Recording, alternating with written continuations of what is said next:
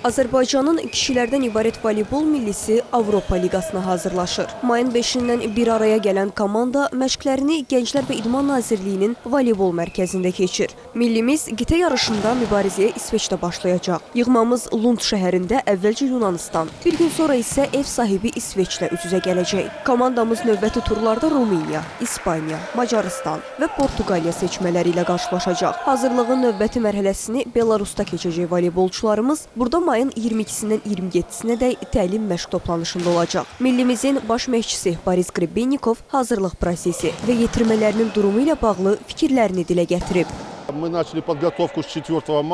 Məşqlərə may ayının 5-də start vermişik. Komandada çox gözəl ab-hava var. Hələ ki, fiziki məşqlərə daha çox üstünlük veririk. Milliyə dəvət olunan 17 oyuncudan 4-ü gəncdir. Bakıdan sonra qarşıda bizi Belarusda təlim gözləyir. Orada da yoxlama maçlarında qüvvəmizi sınayacağıq.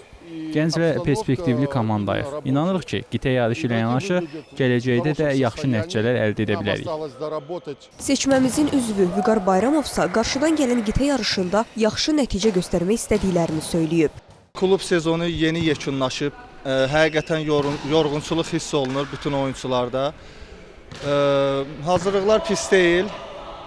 Ümid edirik ki, milli komanda bu illəri yaxşı iştirak eləyəcək və öz komandamıza uğurlar arzu eləyirəm. Avropa Liqasındakı yarışlar iyunun 5-dən start götürəcək.